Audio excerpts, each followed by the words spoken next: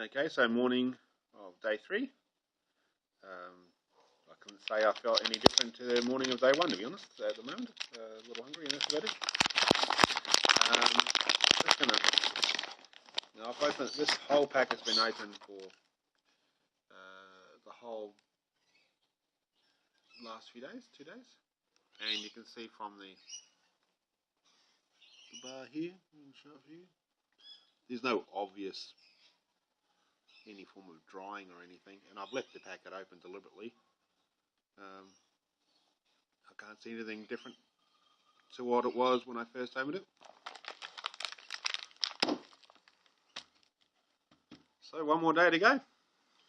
Cheers.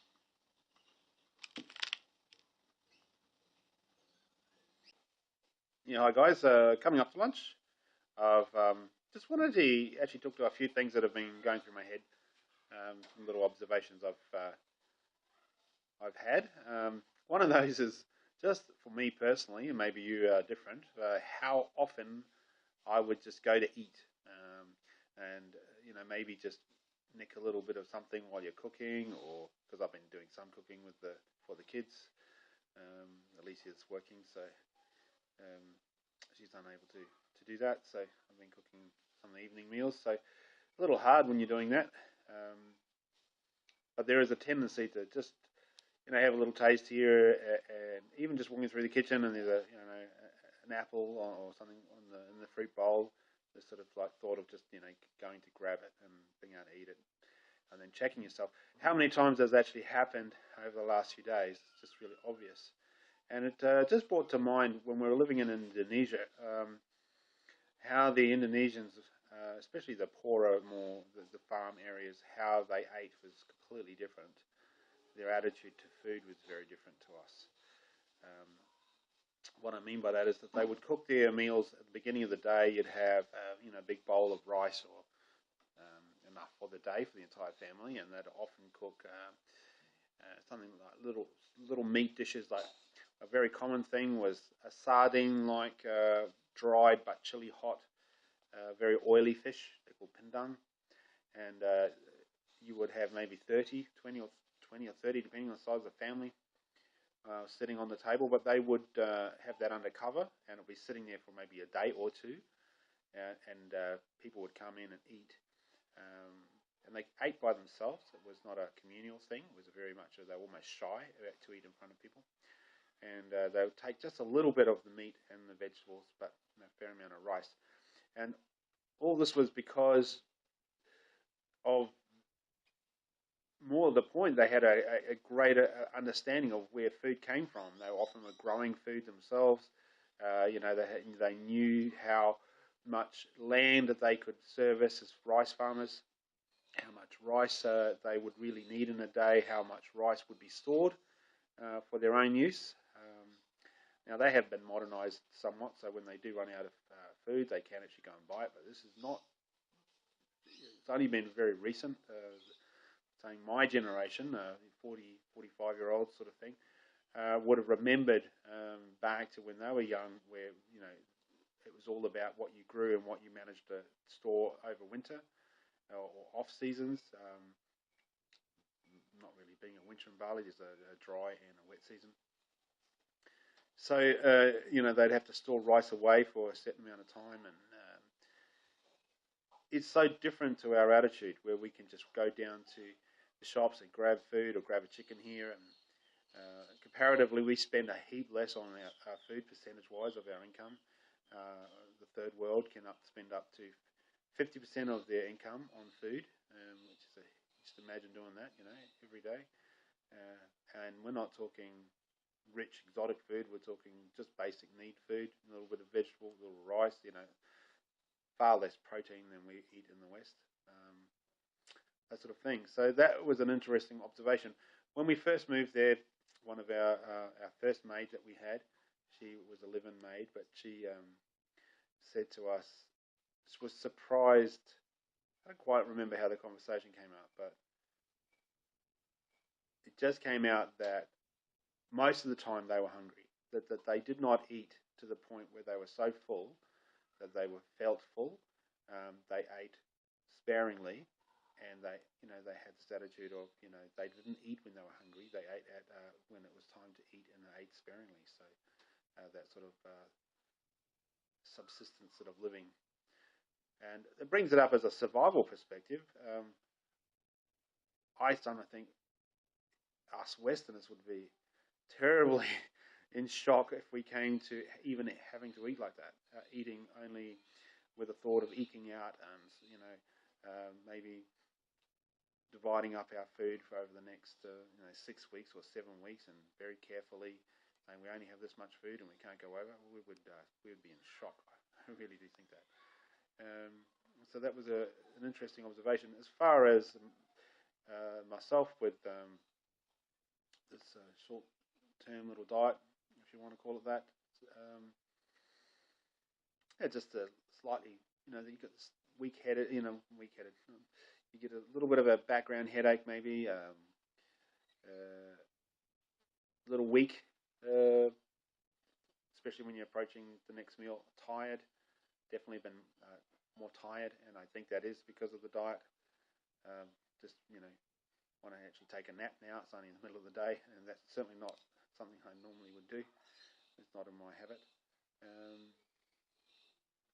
So I actually would like to do, I don't know if I'm moving on from this, would be to actually take up a challenge of either not eating for the same period of time at all, and seeing how that actually affects. Because there's a rule, they say, you might have heard of the rule of threes, where you survive 3 minutes without oxygen, and 3 days without water, and 3 weeks without food.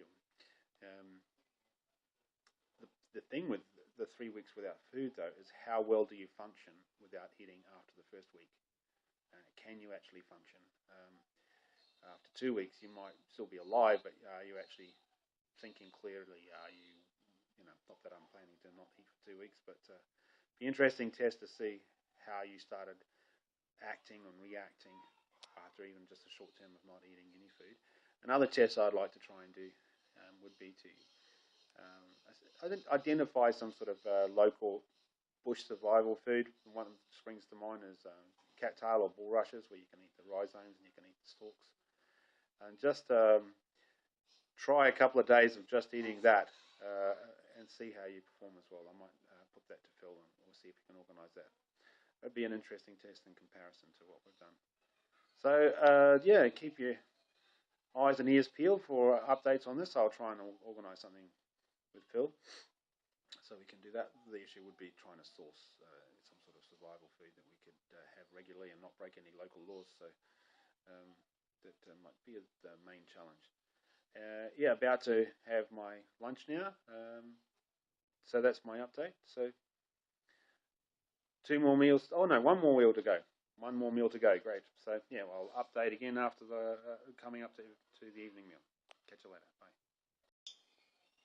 Okay, so just about to have my last meal on the Mainstay bars, and I've done some light garden duties today. Water blasting and cleaning up some the garden, and outside sweeping and stuff, and nothing too energetic, but certainly by now I'm pretty hungry.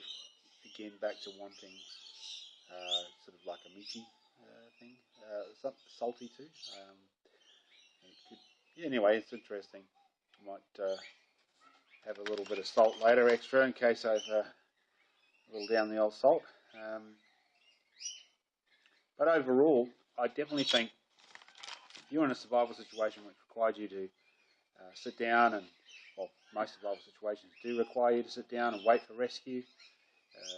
Certainly, if you had maybe a few of these packets on hand, certainly would be more than sufficient keeping you going. You probably could even have just 2 bars a day, easy enough for an extended period of time. Interesting. I'm not quite sure how